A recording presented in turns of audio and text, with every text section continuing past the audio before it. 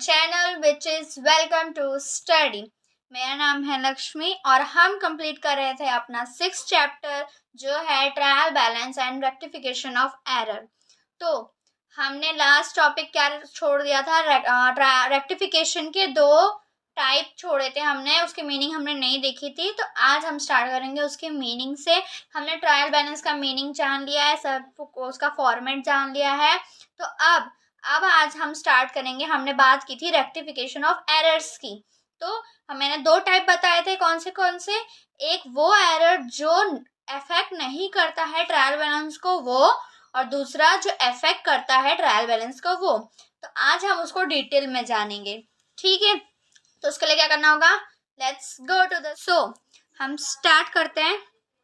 अब error that do not affect the trial balance, मतलब बताया था मैंने कि एरर वो जो अफेक्ट नहीं करता है ट्रायल बैलेंस को। तो क्या है इसमें, these error are completed in 2 और more account, such error are also known as a two side error. मतलब ये एरर क्या बताता है कि दो साइड, एक या दो से ज्यादा अकाउंट में अफेक्ट करता है, नहीं करता है, दोनों साइड में होता है, टू साइड एरर होता है, ठीक है।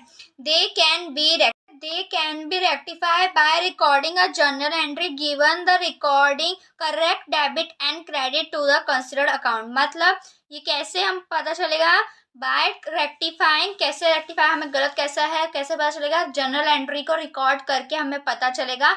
जब हम करेक्ट डेबिट और क्रेडिट साइड में हम एंट्री करेंगे, कोई भी अकाउंट हम बनाते, कोई भी अकाउंट हमने पर्टिकुलर अकाउंट लिया उसका, ठीक है। जैसे लीजा पोस्टिंग ली, उसकी लीजा पोस्टिंग की, तो डेबिट साइड भी करेक्ट करेंगे और क्रेडिट साइड भी करेक्ट करेंगे, तो वो अफेक्ट नहीं करेगा। जब हमारी कोई एंट्री करेक्ट होती है तो वो ट्रायल बैलेंस पे अफेक्ट नहीं करता है, तो इसमें कोई एरर अफेक्ट नहीं करेगा, ठीक है। अब सेकंड क्या है, error that affect the trial balance, मतलब जो एरर होता है वो ट्रायल बैलेंस को अफेक्ट करता है, नुकसान करता है। तो क्या है, the error which affect only one's account can be rectify, मतलब जो एरर जो एक अकाउंट जो रेक्टिफाई करता है, अफेक्ट करता है, by giving explanatory notes in the account affected by the recording a journal entry with the help of subsidy books, suspense account, ठीक है।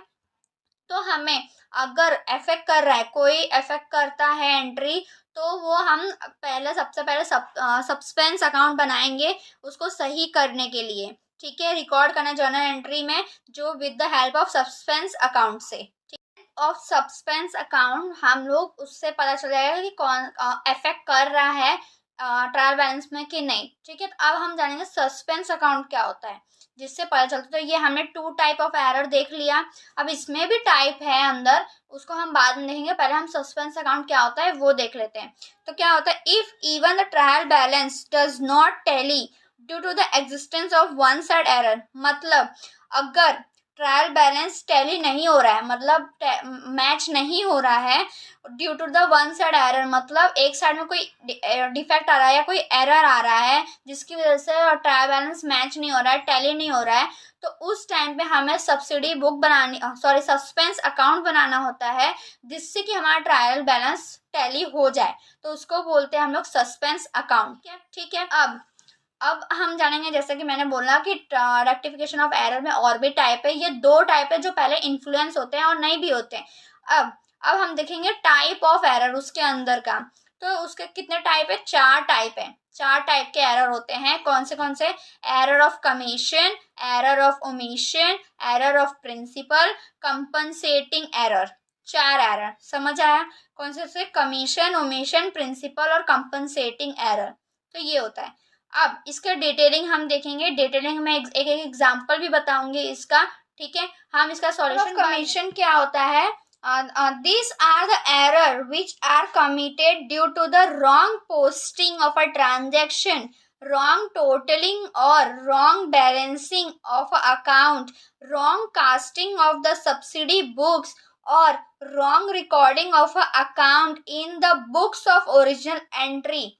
मतलब एरर ऑफ कमीशन कैसे पता चलेगा कि ये एरर ऑफ कमीशन है, ठीक है। तो याद रखना, क्वेश्चन में देखना, या तो फिर गलत ट्रांजैक्शन दिया होगा, मतलब ट्रांजैक्शन दिया है पर हमने उसको गलत पोस्ट किया है वो दिया होगा, या फिर टोटल गलत दिया होगा, या फिर बैलेंस हमने गलत कर दिया होगा, या फिर wrong casting of a subsidy book, मतलब हमने गलत बुक्स बना दी होगी, मतलब दूसरे बुक में ट्रांसफर कर दिया होगा अलग बुक में वो, या फिर रॉन्ग रिकॉर्डेड ऑफ अमाउंट, मतलब हमने कोई अमाउंट को गलत लिख दिया है तो उसको कमीशन बोलते हैं, एरर ऑफ कमीशन बोलते हैं। तो मतलब जैसे ये आएगा तो समझ ऐसे से आएंगे, जैसे टोटल में गलत हो गया, या फिर रॉन्ग पोस्टिंग हो गई, या बैलेंस अमाउंट गलत लिख दिया, या मतलब सब्सिडी बुक में चेंज आ गई, या हमने पोस्टिंग दूसरी बुक में कर दी, तो ये इसमें हमें पता चल जाएगा कि ये एरर ऑफ कमीशन है। ठीक है, तो इसका एग्जाम्पल क्या है, Rajhans trader paid for 25,000 to Pritpal traders, this transaction was correctly recorded in the cash book. मतलब क्या बोला है, जो राजहंस है उसने 25,000 पे किया हुआ है प्रीतपाल ट्रेडर्स को, ये जो ट्रांजेक्शन है वो करेक्ट रिकॉर्ड है, लेकिन किसमें, कैश बुक में।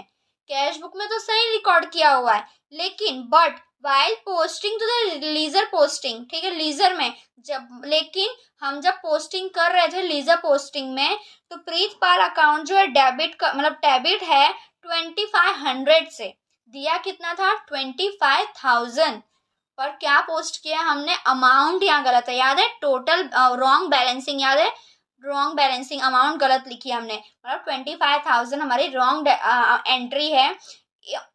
Only this considered an error of commission, मतलब ये क्या होगा, डिक्लेयर करेगा एरर ऑफ कमीशन बताएगा। ठीक है, दूसरा एग्जाम्पल मैं देती हूँ, अगर मैं पे कर रही हूँ आपको 10,000 रुपए, ठीक है, लेकिन आपकी मेरी बुक में मैंने तो पे किया ये, लेकिन आपकी बुक में आपने लिख दिया कि 1,000, ठीक है, तो वो हमारा ओमिशन हो गया, मतलब मैंने कम रिकॉर्ड किया है, मैंने कम रिकॉर्ड किया आपने ज्यादा रिकॉर्ड किया, ठीक है, ऐसे। तो इसको कमीशन अमाउंट की वो होगा, तो समझना ये एरर ऑफ कमीशन, ये error of omission, error of commission हो गया। समझ आया कि किसमें किसमें हमें पता चलेगा कि ये एरर ऑफ कमीशन, हम एक्सरसाइज करेंगे, एग्जांपल करेंगे तो आपको अच्छे से समझ आएगा। ठीक है, अब error of commission, error of commission क्या है, दिस एरर ऑफ कमीशन में be committed at the time of recording the transaction in the books of original entry of a while posting to the leaser account।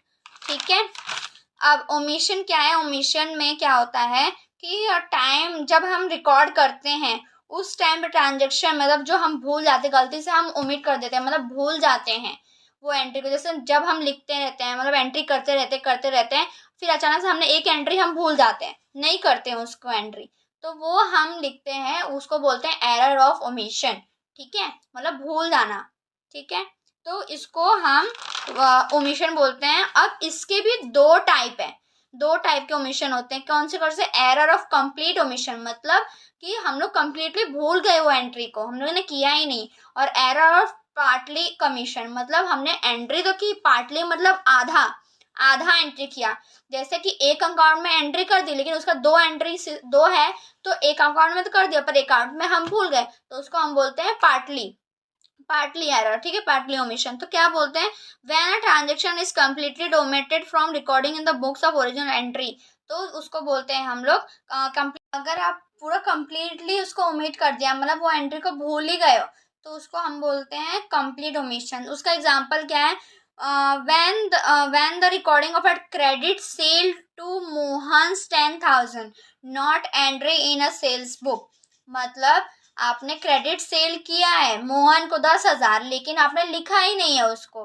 तो वो आपका complete omission हो गया, मतलब वो एरर ऑफ कंप्लीट ओमिशन होगा। ठीक है, अब सेकंड क्या है, example of if partly omitted, किसका एग्जांपल ऑफ पार्टली ओमिटेड किसका है, credit sale had been dual recording in the sales book but the posting from the sales book to Mohan's account has not been made, मतलब आपने cell कर दिया 10,000 रुपये, लेकिन आपने सेल्स बुक में तो लिख लिया, लेकिन आपने मोहन्स की बुक में नहीं लिखा, आपने उसको सेल किया तो उसकी बुक में भी लिखना पड़ेगा कि हाँ मेरे पास आए हैं वो गुड्स, वो प्रोडक्ट आया है, पर उसने नहीं लिखा, मतलब आपने एक में एंड सेल्स बुक में एंट्री की पर उसकी बुक में नहीं की, तो मतलब ये आधी एंट्री हो गई, तो इसको बोलते हैं पार्टली ठीक है, मतलब मैंने आपको कुछ बेचा, मैंने अपनी बुक में तो लिख दिया कि ये इतना मैंने आपको सेल कर दिया, लेकिन आपने नहीं लिखा कि मेरे पास कितना आया, तो वो उसको बोलते हैं हम पार्टली।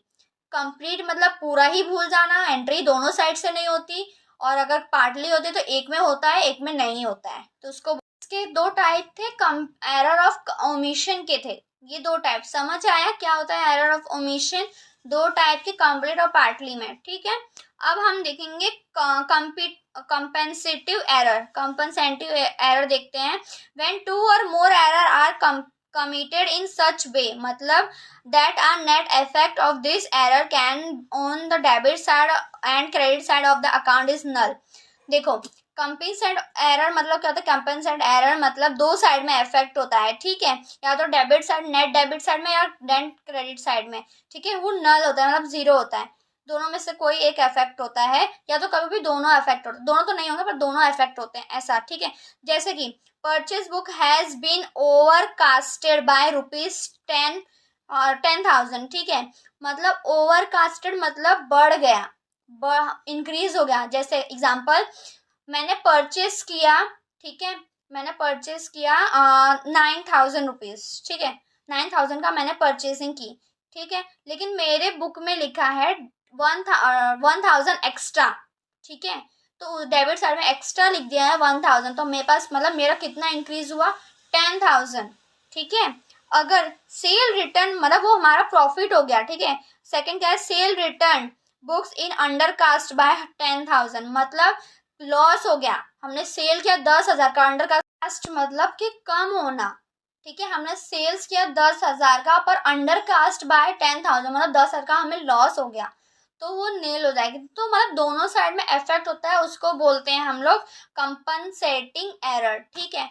अब फोर्थ क्या है? Last, error of principle. Error of principle मतलब इतना ही याद रखना, इग्नोर करना, ठीक है, इग्नोर करना मतलब उस पर ध्यान ही नहीं देना, उसको वो एंट्री करनी ही नहीं है, मतलब करनी है मतलब इग्नोर कर दिया है उसको, तो वो एंट्री मतलब अगर कोई चीज का हमने इग्नोर कर दिया पर उसको एंट्री हम करेंगे, जैसे फॉर्म ने ये चीज इग्नोर कर दी, ये अमाउंट को इग्नोर कर दिया, पर हमें लिखना पड़ेगा उसकी एंट्री, तो उसको बोलते हैं एरर ऑफ प्रिंसिपल, ठीक है।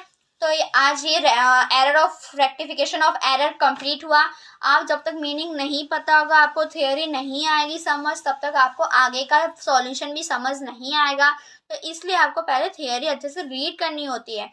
मैं सिंपल से सिंपल वे में आपको थियोरी नोट्स बना के दे रही हूँ, सब प्रोवाइड कर रही हूँ, एक्सप्लेन भी सिंपल वे में कर रही हूँ, तो ठीक है, आप अच्छे से समझो। और आपको अगर कोई डाउट है तो प्लीज़ मुझे बोलो, कमेंट कर दो कि मुझे ये समझ नहीं आया, तो मैं उसको एग्जाम्पल को लेकर मैं आपको अच्छे से समझाऊंगी। और नेक्स्ट वीडियो में अब हम स्टार्ट करेंगे, इसका सॉल्यूशन सारे स्टार्ट करेंगे, ठीक है, तब आपको समझ आएगा। तो हम लोग ट्रायल बैलेंस और रेक्टिफिकेशन ऑफ एरर के सॉल्यूशन स्टार्ट कर देंगे नेक्स्ट वीडियो में, ठीक है। कर दिया है ये दो टॉपिक, आप लोग प्लीज अच्छे से समझ लेना, तभी आपको आगे के जो सॉल्यूशन मैं करवाऊंगी, क्वेश्चंस करवाऊंगी, वो आपको समझ अच्छे से आएगा तब भी, ठीक है।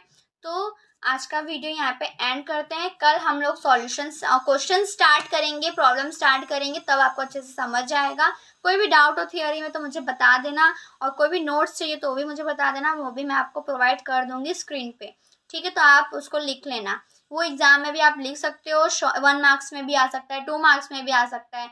एक्सप्लेन करना तो आप अपने वर्ड्स में भी एक्सप्लेन कर सकते हो उसको एग्जाम्पल के साथ, और एग्जाम्पल हमेशा लिखना थ्योरी में, वरना अगर एग्जाम्पल लिखोगे तो उससे इंप्रेशन बढ़ता है आपका, ठीक है, तो उससे एक्स्ट्रा मार्क्स भी मिल जाते हैं कभी कभी। तो आई होप आपको आज का वीडियो अच्छा लगा हो, तो please like, subscribe and click the bell icon to get the notification in your YouTube. Thank you so much, और प्लीज़ कोई भी डाउट हो तो मुझे बता देना, ठीक है। थैंक यू सो मच, और हम कल स्टार्ट करेंगे इसका सॉल्यूशन। तो थियरी कंप्लीट हो चुकी है, तो कल हम लोग इसका क्या करेंगे, ट्रायल बैलेंस का भी एग्जाम्पल्स करेंगे, और एरर का भी एग्जाम्पल्स करेंगे। सारे एरर्स हम लोग फॉलो करेंगे, सारे एक एक, मैं एक एक एग्जाम्पल ही बताऊंगी, बाकी आपको सब प्रैक्टिस में खुद ही करना है, कैसे करना है कैसे नहीं। हाँ, अगर कोई न्यू क्वेश्चन आ जाता है तो मुझे बता देना, मुझे भेज देना कमेंट में, तो मैं उसको सॉल्व करके आपको बता दूंगी, ठीक है। Thank you so much.